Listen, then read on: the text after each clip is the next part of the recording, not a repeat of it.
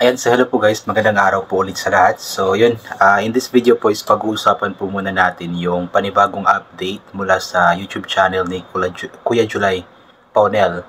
Ito po ay tungkol sa top 8 most viewed charity vloggers ng Pilipinas para sa buwan ng July 2025. Kung saan nga po, pasok po ulit yung dalawang idol ko. Una po dyan is rank 1 pa din, si Pugong Biyahero. Then si Tekram naman po is pasok pa din po sa top 8 at nasa rank 7 po siya. So, tingnan po natin yung yung ranking, kung ilan nga ba yung views nila sa sa July 2025. So, tara po.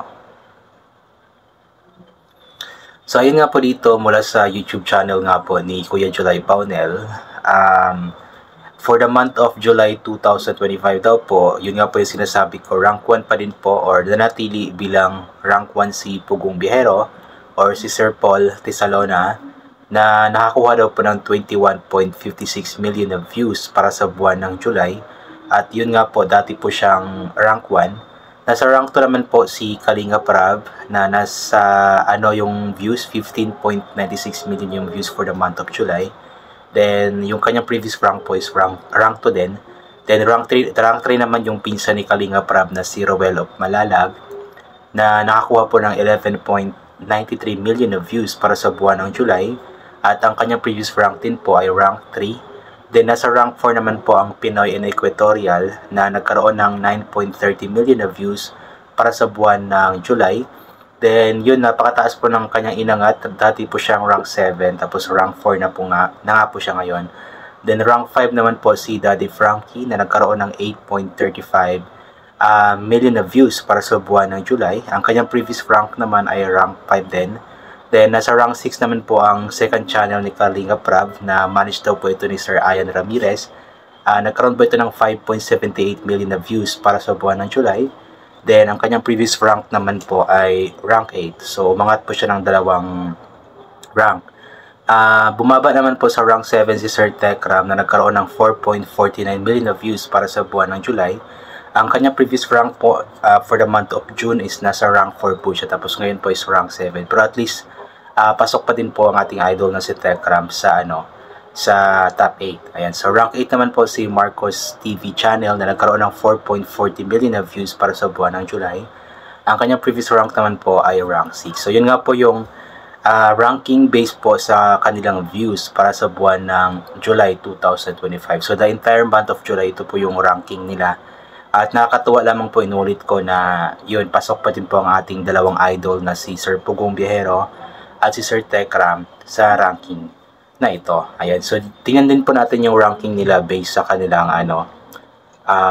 views or total views summary as of August 1, 2025. So, inulit ko po, galing po ito sa YouTube channel ni Sir Julay Paunel. So, kung gusto nyo pong makita or mapanood yung buong details ng rankings na ito, is puntahan nyo po sa YouTube channel ni Sir Julay Paunel. So, dito po tayo sa total video views. Rank 1 si Kalinga Prab na nagkaroon ng 1.32 billion na total video views. Rank 2 naman si Pugong Biyahero na nagkaroon ng 1.29 billion na total video views. So, dati yatang rank 1 si Pugong Biyahero.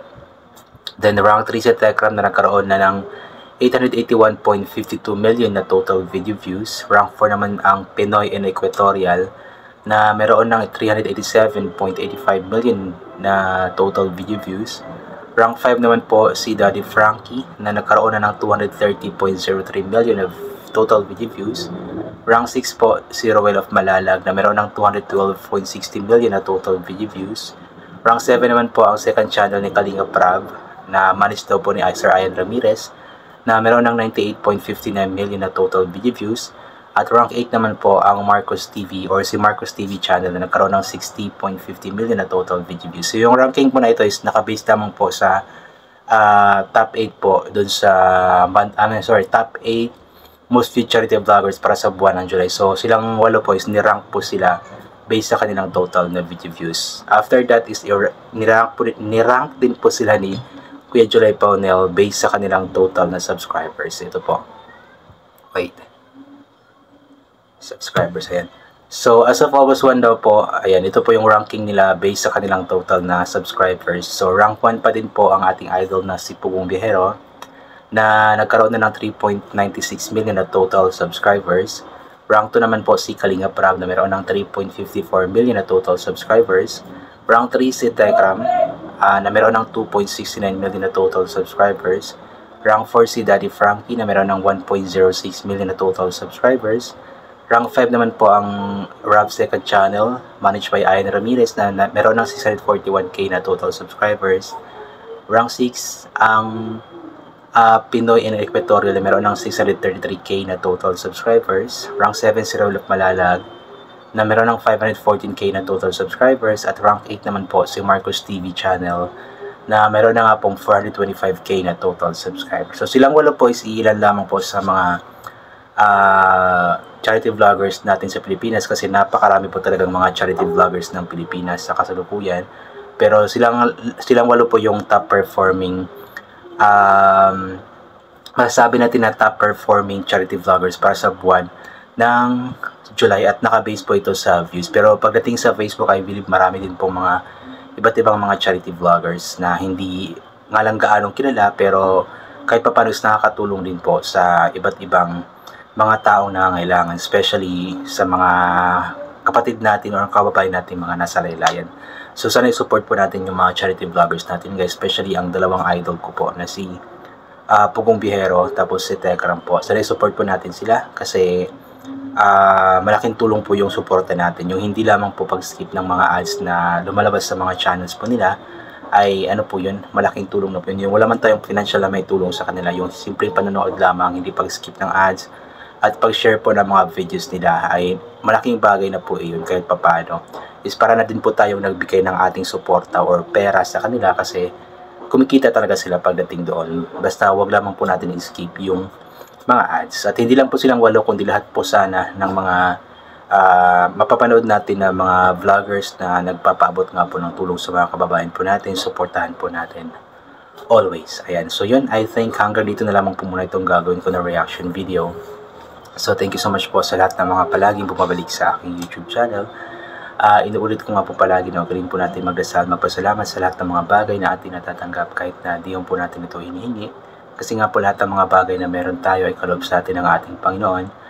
At wala ang mga bagay na ito kung hindi dahil sa Kanya. In all spring payong kapote, sombrero or anything na pwede maging proteksyon sa katawan kapag lalabas po tayo, nang sa ganun kapag mainit ay hindi po tayo mainitan, or kapag biglang umulan na hindi po tayo mababasa ng ulan. And always take vitamin C para ma-boost ang ating immune system at hindi po tayo matatama na agad-agad ng kung ano-ano mang mga sakit-sakit. So once again, inaulit ko hanggang dito na lamang po. God bless and bye for now po.